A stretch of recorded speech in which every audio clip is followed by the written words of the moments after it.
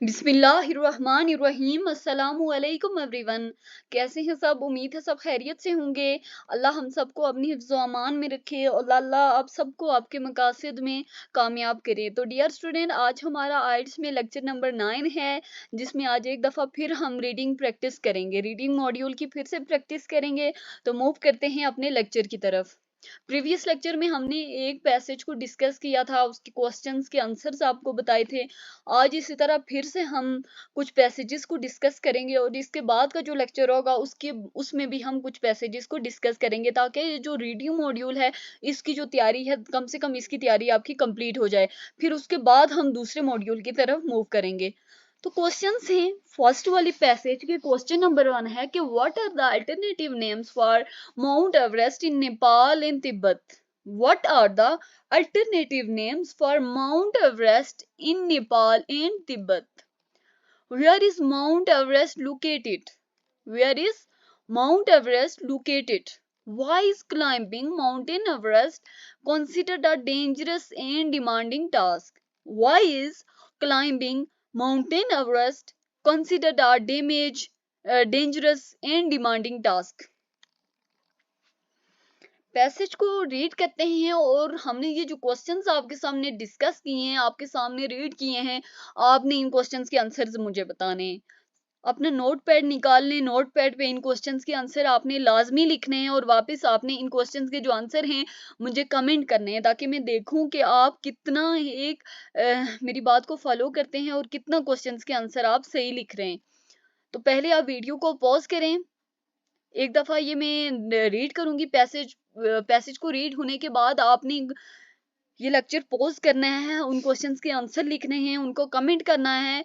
फिर आपने वीडियो को वापस रिज्यूम करना है और वापस इसको देखना है और देखना है कि आपने जो क्वेश्चंस के आंसर लिखे हैं वो कितने हमारे आंसर के साथ मैच कर रहे हैं।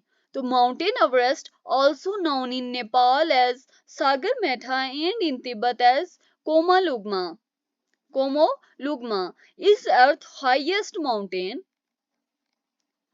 तिब्बत में क्या नाम था और नेपाल में क्या नाम था? यही था ना हमारा पहला क्वेश्चन कि माउंटेन एवरेस्ट के अल्टरनेटिव नेम्स क्या हैं। देखिए, हमने क्वेश्चन को इस तरह से रीड किया था कि हमें दोबारा क्वेश्चन को रीड करने की जरूरत ना पड़े। देखिए, पहला क्वेश्चन तो हमें याद है कि नेपाल और तिब्बत में माउंटेन एवरेस्ट के अल्टरनेटिव नेम क्या थे। तो नेपाल में क्या था? सागरमाथा एंड तिब्बत में क्या था? Chomolungma. It is located in Himalayas. I think so. जो क्वेश्चन नंबर 2 था वो यही था कि where is mountain Everest located. एक दफा देख भी लेते हैं हम, बल्कि पहले हम एक दफा इस पैसेज को रीड कर लेते हैं कि climbing mountain Everest has been a popular challenge for mountaineers since the 1920s, but it remains a dangerous and demanding due to its extreme altitude and unpredictable weather conditions। देखिए dear student, I think so जो 3 questions पढ़े थे मेरे जहन में, तो यही question है, 3 क्वेश्चन है कि नेपाल और तिब्बत में माउंटेन एवरेस्ट के अल्टरनेटिव नेम्स क्या थे। वो हमारे फर्स्ट लाइन में ये आंसर कवर हो रहा है। दूसरा आई थिंक सो था कि where is mountain Everest located, तो it is located in Himalayas on the Nepal China border.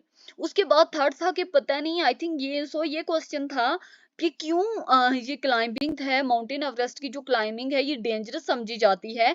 तो ये इसलिए डेंजरस समझी जाती है due to its extreme altitude and unpredictable weather conditions. तो एक दफा हम अपने क्वेश्चंस को देख भी लेते हैं।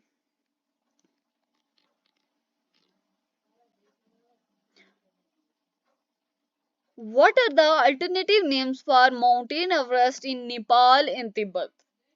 What are the alternative names for Mountain Everest in Nepal and Tibet?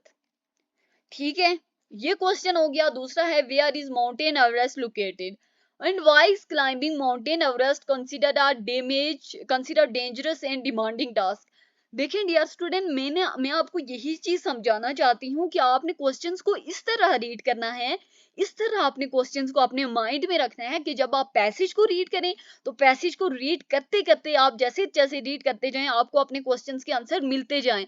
आपको बार बार पैसेज की तरफ मूव क्वेश्चंस की तरफ मूव करने की जरूरत ना पड़े, क्योंकि कुछ टाइम लिमिटेशंस भी होती हैं, चाहे आपको क्वेश्चंस के आंसर आते भी हैं, लेकिन अगर आप एक टाइम लिमिट के अंदर अपने क्वेश्चंस के आंसर नहीं लिख पाते तो आपके जो स्कोर्स होते हैं, आपको जो बैंड्स होते हैं वो 9/9 नहीं मिलेंगे। तो मेरी कोशिश यही है कि अल्लाह आप सबको कामयाब करे और आप जो बैंड हासिल करें वो 9/9 ही हासिल करें। तो आपने क्वेश्चन को ऐसे रीड करना है कि दोबारा आपको क्वेश्चन की तरफ आने की जरूरत ना पड़े। और एक बात याद रखें कि अपनी तरफ से कोशिश करें कि कोई वर्डिंग यूज ना करें। आपके जो पैसेज होगा उस पैसेज में आपके क्वेश्चन के आंसर मौजूद होंगे। तो आप, अगर आपको पता भी है कि माउंटेन एवरेस्ट कहाँ लोकेट है और उसकी वर्डिंग चेंज है, तो आप कोशिश करें आप वो वर्डिंग यूज करने के बजाय जो पैसेज में वर्डिंग यूज हुई है वही वर्डिंग यूज करें। तो मूव करते हैं हम अपने पैसेज नंबर 2 की तरफ। सबसे पहले हम पैसेज नंबर 2 के क्वेश्चंस रीड करते हैं कि क्वेश्चंस क्या क्या हैं। क्वेश्चन नंबर 1 है कि what is the main concern addressed in the passage, यानी कि मेन टॉपिक की बात पूछी जा रही है कि जो आपका पैसेज है उसमें आपका मेन कंसर्न क्या है, यानी कि उसका मेन टॉपिक क्या है। तो क्वेश्चन नंबर 1 है कि what is the main concern addressed in the passage. उसके बाद है question number 2, name 3 consequences of climate change mentioned in the passage। Name 3 consequences of climate change। कितने consequences बताने हैं क्लाइमेट चेंज के? 3 consequences बताने हैं और वही consequences बताने हैं जो पैसेज में मेंशन है। तो मैं ऑलरेडी आपको ये बात बता चुकी हूँ कि प्लीज स्टूडेंट अपनी तरफ से कोई वर्डिंग ना यूज कीजिएगा पैसेजेस में। कोशिश कीजिए कि जो पैसेजेस के क्वेश्चन में अपनी वर्डिंग यूज ना कीजिएगा, बल्कि आप कोशिश करें कि आप वही वर्डिंग यूज करें जो आपके गिवन पैसेज में दी गई है। तो हमारे यहाँ पे 2 क्वेश्चन है। क्वेश्चन नंबर 1 है कि what is the main concern addressed in the passage, and question number 2 है कि name 3 consequences of climate change mentioned in the passage। Move करते हैं अपने पैसेज की तरफ। याद रखना हमारे 2 क्वेश्चन थे, कौन से थे कि मेन कंसर्न कौन सा है, और तीसरा था, दूसरा क्वेश्चन था कि 3 आप हमें जो थे कॉन्सिक्वेंसेस बताएं किसके, क्लाइमेट चेंज के 3 कॉन्सिक्वेंसेस बताएं। तो in recent year the impact of climate change on the planet has become a major concern. What is the main concern discussed in the passage? Student कुछ समझ आई आपको कि पहले क्वेश्चन का आंसर हमारा कहाँ है? जी स्टूडेंट, पहले क्वेश्चन का आंसर तो हमारे पहली लाइन में है कि the impact of climate change on the planet has become a major concern, यानी कि जो आपके पैसेज का मेन कंसर्न है, मेन टॉपिक है, वो यही है the impact of climate change on the planet. तो आपके पहले क्वेश्चन का तो आंसर मिल गया। दूसरा क्वेश्चन हमने किया था कि नेम प्लीज 3 कॉन्सिक्वेंसेस बताएं क्लाइमेट चेंज के, और वही कॉन्सिक्वेंसेस बताएं जो कि पैसेज में डिस्कस हुए हैं। तो मूव करते हैं अपने पैसेज की तरफ और देखते हैं कि हमारे 3 कॉन्सिक्वेंसेस हैं कौन से आखिर। Rising temperature, melting ice caps in extreme weather events are all evidences of this phenomena.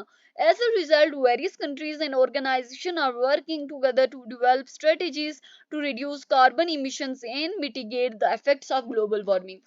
तो स्टूडेंट वीडियो को पॉज करें और तीनों जो हैं आपने जो कॉन्सिक्वेंसेस इस पैसेज में से नोट किए हैं वो कमेंट करें।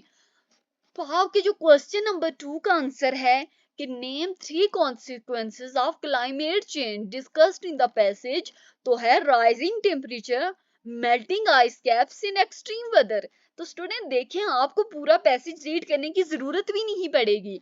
अगर आपके क्वेश्चन के आंसर पहले 2 या 3 लाइंस में मौजूद हैं तो आपको क्या जरूरत है पूरा पैसेज रीड करने की। तो स्टूडेंट कोशिश करें कि जब आप क्वेश्चंस को रीड करें, आप क्वेश्चन को रीड करते हुए 30 सेकेंड्स लेते हैं, 40 सेकेंड्स लेते हैं, लेकिन स्टूडेंट क्वेश्चन को ऐसे रीड करें कि दोबारा आपको क्वेश्चंस की तरफ ना जाना पड़े।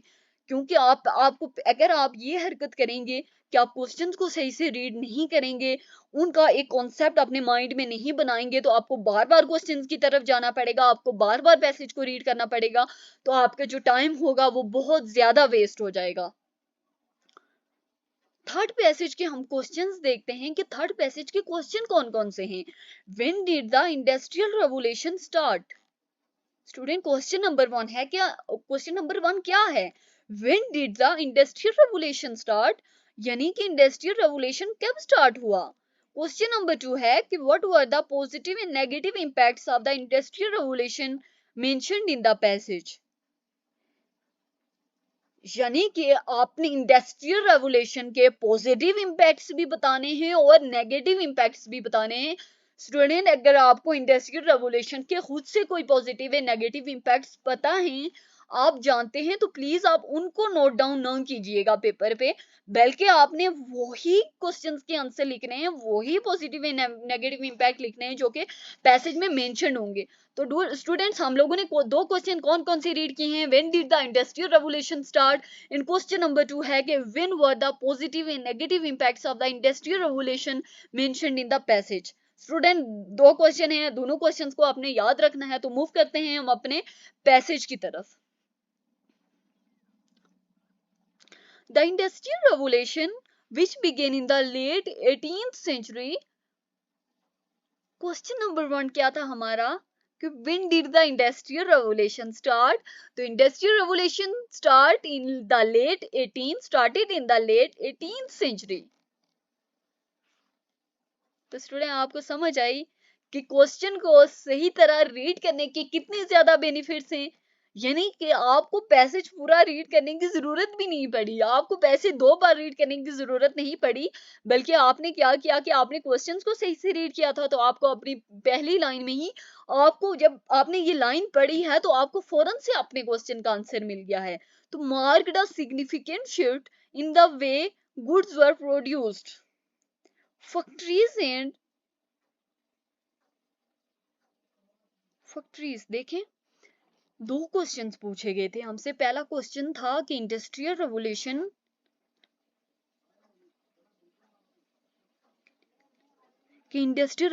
कब स्टार्ट हुई थी? इंडस्ट्रियल रेवोल्यूशन स्टार्ट हुई थी 18th सेंचुरी में।